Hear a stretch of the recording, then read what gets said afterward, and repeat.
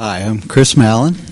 I'm the Democratic candidate for county auditor, and I'd like to thank Tom and Ann both for inviting me back again, even after what I said 2 years ago when I was here.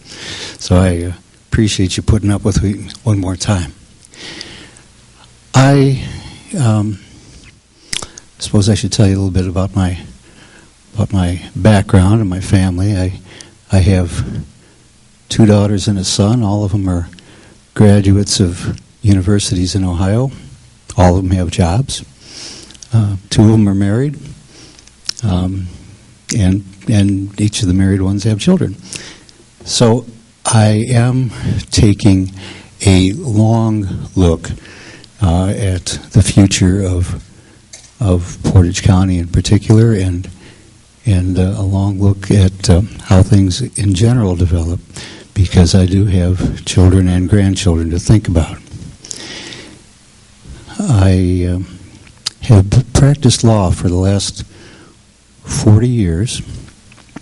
I've represented families and small businesses all across northern Ohio. I've practiced in over 30 counties.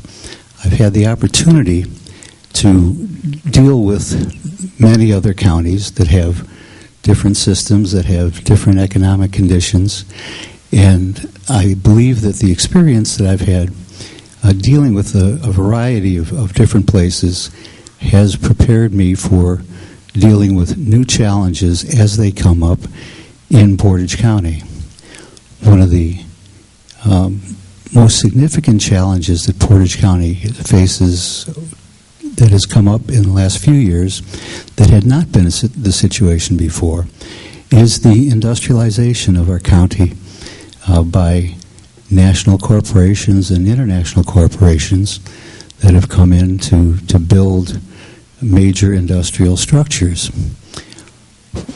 As has been explained, one of the most important functions of the county auditor has been to establish accurate values for parcels of real estate throughout the county so that they can be taxed fairly.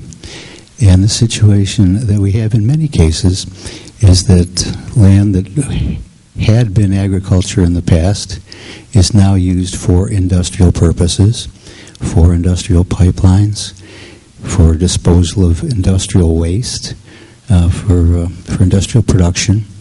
And many of those parcels are still only being taxed for their contribution to the public good on the basis of their former agricultural valuation. As was explained, agricultural property is entitled to a preferred valuation because the legislature 40 years ago decided that it would be a good thing to keep agricultural land in agriculture.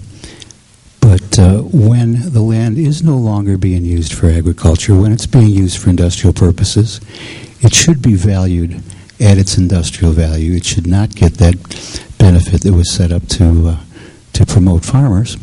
And that increased valuation should be contributing a larger amount of money to our local governments, our schools, our townships, because as you are all painfully aware, because the state has so drastically reduced the amount of income tax money that comes back to the local townships and schools, that pretty much every time we go to vote, we have a local levy on the ballot to try to raise enough money locally to cover the shortfall from when the state cut the money over the last 3 or 4 years.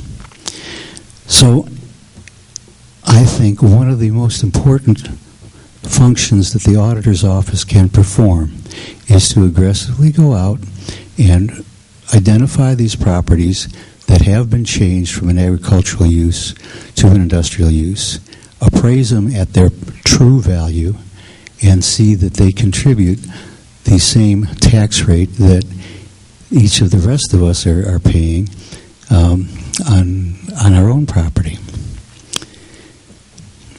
Now, back to some of my own background. I am an attorney. I have been practicing, as I said, for 40 years, and filed one of the first cases in my first year in practice here in the Portage County Municipal Court in 1974. I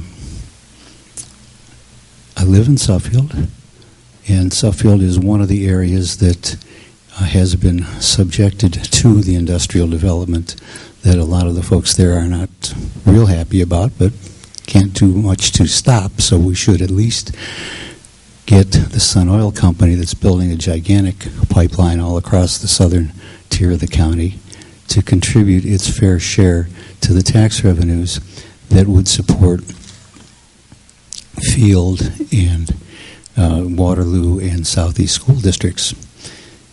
So that valuation has to be aggressively gone after, and as has been told you, there are regularly scheduled evaluations every 6 years and every 3 years that are the minimum that the auditor's office is required to do, but there's not anything that prohibits the auditor from setting the new valuation when a new use is used. So if I were to become the auditor, I would aggressively go after those changes in use and get those increased values on the tax duplicate so that our local townships and school districts are able to get the revenues that they deserve from those improvements.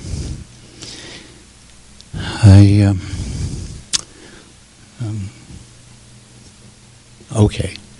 So quickly, just a little bit more about myself. I do live in Suffield. I attend St. Joe's in Randolph sometimes, and sometimes I go back to my grandparents' church in Cleveland at St. Stanislaus, which I think might be the reason that Mr. Zavostovsky and Mrs. Kaczmarek keep inviting me back. But I am glad that they do that. Just to reassure you that even though I am a Democrat, I do own a Winchester Model 94 and Harrington Richardson 20 gauge. So, thank you very much.